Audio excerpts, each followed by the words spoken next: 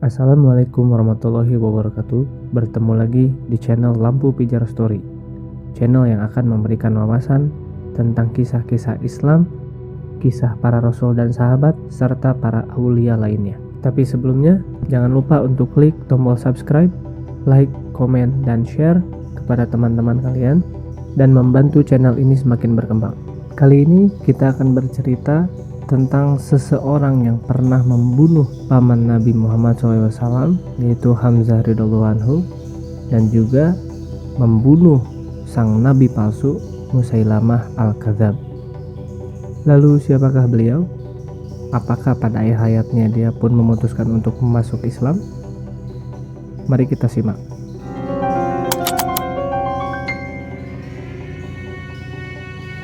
Wahsy bin Harb merupakan pembunuh sahabat Rasulullah sekaligus paman dari Rasulullah, yaitu Hamzah bin Abdul Muthalib radhiyallahu anhu, yang jasadnya kemudian dirusak oleh Hindun binti Utbah.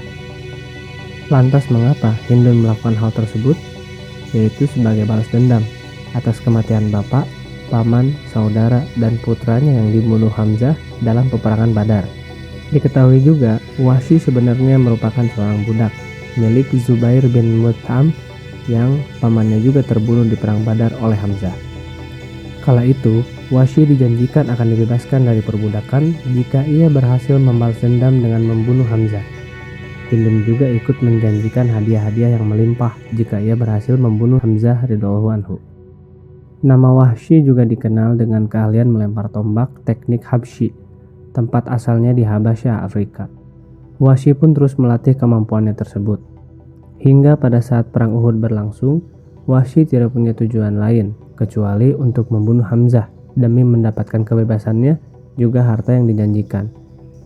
Dengan demikian, ia tidak melakukan pertempuran dengan orang muslim, kecuali hanya mengendap-endap mendekati Hamzah yang berperang bagai banteng yang sedang mengamuk.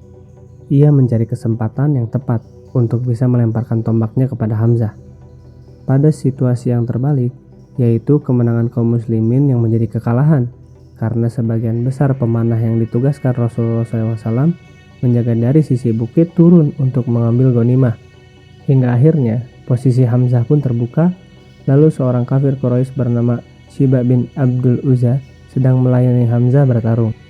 Saat pedang Hamzah mengenai layar Syiba, di saat yang sama Wahsy sudah bersiap-siap melemparkan tombaknya.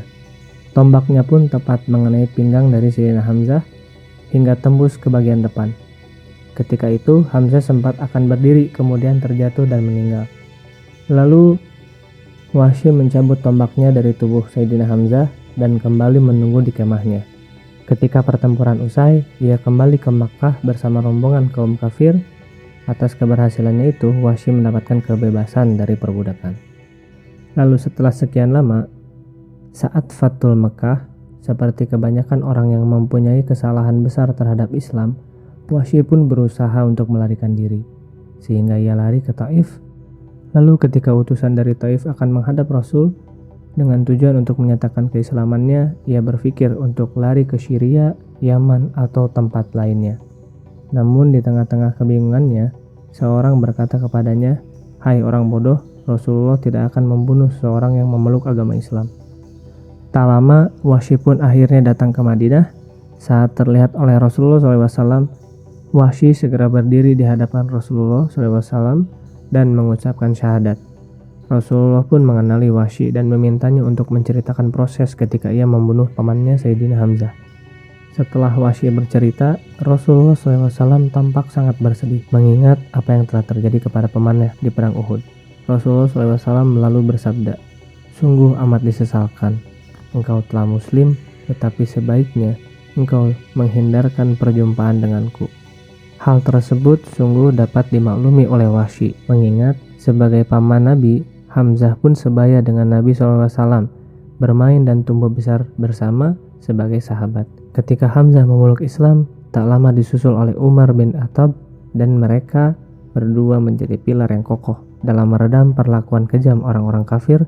Bahkan mereka melakukan perlawanan yang tidak mungkin dilakukan sebelumnya, termasuk beribadah terang-terangan di dekat Ka'bah. Dengan begitu, terbunuhnya Hamzah di perang Uhud, ditambah lagi jasadnya dirusak oleh Hindun untuk mengambil hatinya, adalah kehilangan besar bagi Rasulullah SAW. Bagi dirinya, jasad paman dan sahabat yang dicintainya tersebut, ia sempat memberikan ancaman atas kebiadaban orang-orang kafir Quraisy dan akan melakukan pembalasan terhadap 30 orang dengan cara yang sama. Tetapi kemudian Allah Subhanahu wa taala menegaskan bahwa Rasulullah SAW adalah rahmatan lil alamin, sehingga Rasulullah SAW tidak pernah melaksanakan ancamannya tersebut. Sejak saat itu, Wahsy berusaha untuk tidak bertemu dengan Rasulullah SAW sampai beliau wafat. Mungkin tidak mengenakan bagi Wahsy untuk tidak bisa bergaul dengan Rasulullah SAW yang mulia. Namun, atas apa yang dilakukannya di masa lalu, ia bisa sangat memahaminya. Cukup bisa melihat Rasulullah SAW dari kejauhan dan menjadi umatnya saja sudah menjadi karunia yang besar.